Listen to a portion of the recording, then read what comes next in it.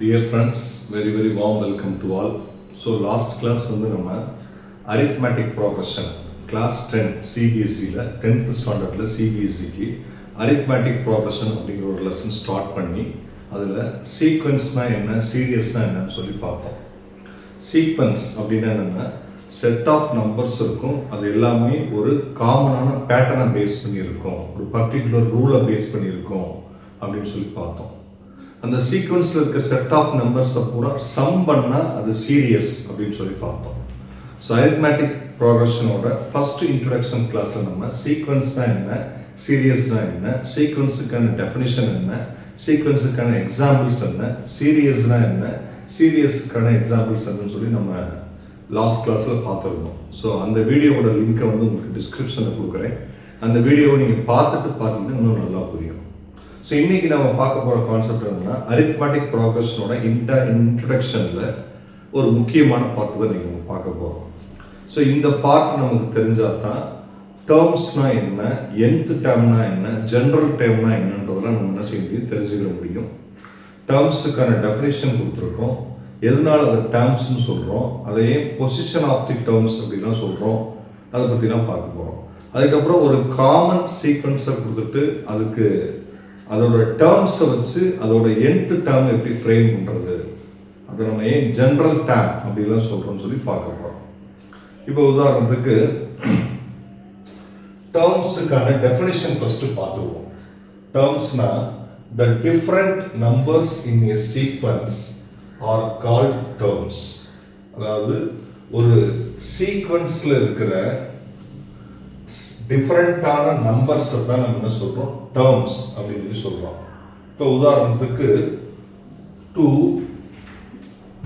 4, 6, 8, 10 இது வந்து ஒரு சீக்வன்ஸ். அதாவது நம்ம செட் ஆஃப் ஆட் நம்பர்ஸ் எடுத்திருக்கோம்.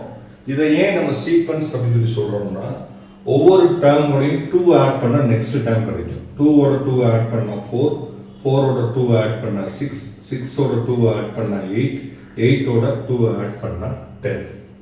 அப்போ இதில் ஒரு காமன் ரூல் இருக்குது, ஒரு காமன் பேட்டர்ன் இருக்குது, அதனால இது சீக்வன்ஸ் அப்படின்னு கன்ஃபார்ம் பண்ணியாச்சு. இந்த சீக்வன்ஸில் இருக்கிற டிஃப்ரெண்டான நம்பர்ஸ், இப்போ 2ங்கிறது ஒரு நம்பர், 4ங்கிறது ஒரு நம்பர், 6ங்கிறது ஒரு நம்பர், 8ங்கிறது ஒரு நம்பர், 10ங்கிறது ஒரு நம்பர். இந்த டிஃப்ரெண்டான நம்பர்ஸை வந்து டேர்ம்ஸ் அப்படின்னு சொல்லி சொல்கிறோம். இப்போ 2ங்கிறது வந்து ஃபர்ஸ்ட் இருக்கிறனால அதை நம்ம ஃபர்ஸ்ட் டேர்ம் அப்படின்னு சொல்லி சொல்கிறோம், அதாவது டேர்ம் 1 அப்படின்னு சொல்கிறோம். 4ங்கிறது செகண்ட் இருக்கிறதுனால அது நம்ம செகண்ட் டேர்ம், டேர்ம் 2ன்னு சொல்கிறோம்.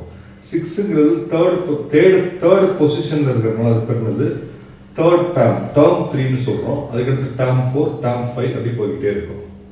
இந்த டேர்ம்ஸை வந்து என்ன சிம்பிள்ஸை யூஸ் பண்ணி நம்ம டினோட் பண்ணுறோம்னா we denote the terms by T1, T2, T3, Tn அப்படின்னு சொல்கிறாங்க. இல்லாட்டி A1, A2, A3, An சொல்கிறாங்க.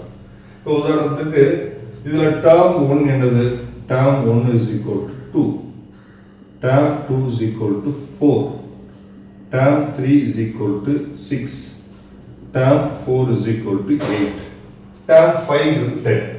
இதில் இந்த 1, 2, 3, 4 இருக்குல்ல, இது வந்து பொசிஷன் ஆஃப் தி டேர்ம் அப்படின்னு சொல்லி சொல்கிறோம். Position of the terms, position of the டேர்ம்ஸ்னு சொல்கிறோம். இது 1 இருந்தால் ஃபர்ஸ்ட் டேர்ம், 2 இருந்தால் செகண்ட் டேர்ம், 3 இருந்தால் தேர்ட் டேர்ம், 4 இருந்தால் ஃபோர்த் டேர்ம். இதே இதை நம்ம T1, T2, T3, T4 பதிலாக A1, A2, A3, A4னு வச்சுக்கலாம்.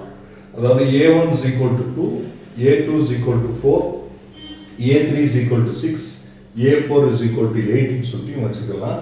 இது எல்லாமே பொசிஷனை மென்ஷன் பண்ணுது, இது எல்லாமே பொசிஷனை மென்ஷன் பண்ணுது. இப்போ இதில் பார்த்தீங்கன்னா இந்த கொடுத்துருக்க டேர்ம்ஸை வச்சு நம்ம ஒரு காமனான பேட்டர்னை இப்போ நம்ம ரெடி பண்ண போகிறோம், அதாவது ஜென்ரல் டேர்மை ரெடி பண்ண போகிறோம். இப்போ உதாரணத்துக்கு டேர்ம் 1 அப்படின்னா 2, டேர்ம் 2 அப்படின்னா 4, டேர்ம் 3 அப்படின்னா 6, டேர்ம் 4 அப்படின்னா 8, டேர்ம் 5 அப்படின்னா 10. இதுதான் அவங்க கொடுத்துருக்குது. இப்போ இந்த 2 வந்து நம்ம என்ன போடுறோம் 2 into 1 அப்படின்னு போடுறோம் 4 எப்படி போடுறோம் 2 into 2 6 எப்படி போடுறோம் 2 into 3 8 எப்படி போடுறோம் 2 into 4 10 எப்படி போடுறோம் 2 into 5 இப்போ பார்த்தீங்கன்னா இந்த டேர்ம் 1ல இந்த 1 இருந்தால் இங்கே என்ன இருக்கு 1 இருக்கு 2 இருந்தால் என்ன இருக்கு 2 இருக்கு 3 இருந்தால் என்ன இருக்கு 3 இருக்கு 4 இருந்தால் என்ன இருக்கு 4 இருக்கு 5 இருந்தால் இங்கே 5 இருக்கு அப்போ 1 இருந்தால் 2 into 1 2 இருந்தால் 2 into 2 3 இருந்தால் 2 into 3 4 இருந்தால் 2 into 4 5 இருந்தால் 2 into 5 அதாவது டேர்ம் 1னா 2 into 1 டேர்ம் 2னா 2 into 2 டேர்ம் 3னா 2 into 3 டேர்ம் 4னா 2 into 4 டேர்ம் 5னா 2 into 5 இதே இதை காமனா எப்படி எழுதலாம்னா டேர்ம் n அப்படின்னா 2 into n அப்படின்னு எழுதலாம் ஸோ இங்கே 1னா 2 into 1 2னா 2 into 2 3னா 2 into 3 4னா 2 into 4 5னா 2 into 5 n-னா 2 into n அப்படின்னு ஃப்ரேம் பண்ணலாம் இதுக்கு பேர் தான் என்ன சொல்றோம் நம்ம ஜெனரல் டேர்ம் அப்படின்னு சொல்றோம்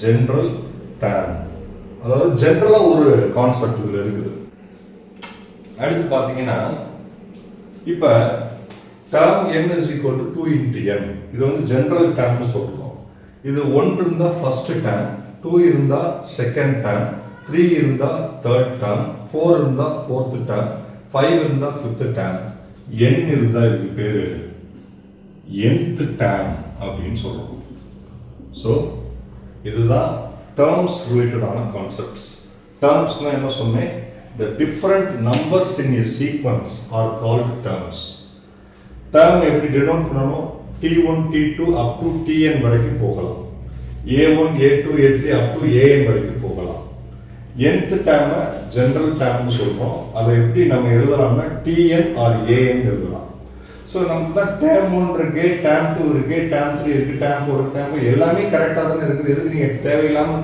டேர்ம் என் கண்டுபிடிக்கிறீங்க அப்படின்னா திடீர்னு நம்ம வந்து 1000th டேர்ம் நம்ம கண்டுபிடிக்க வேண்டியது வரும் 1000th டேர்ம்னா t1000 இதை ஃபைண்ட் அவுட் பண்ண வேண்டியது வரும் இப்போ அந்த மாதிரி சுச்சுவேஷனில் இந்த ஃபார்முலா நமக்கு தெரிஞ்சதுன்னா இந்த ஜெனரல் டேர்ம் நமக்கு தெரிஞ்சதுன்னா அந்த பர்டிகுலர் என் வேல்யூவை சப்ஸ்டிட் பண்ணி நம்ம என்ன செய்யலாம் ஃபைண்ட் அவுட் பண்ணலாம் ஸோ இந்த வீடியோ கண்டிப்பாக உங்களுக்கு யூஸ்ஃபுல்லாக இருக்கும் இன்னொரு இன்ட்ரெஸ்டிங்கான கான்செப்டோட நம்ம நெக்ஸ்ட் கிளாஸில் அரித்மெட்டிக் ப்ராக்ரெஷனில் மீட் பண்ணுவோம்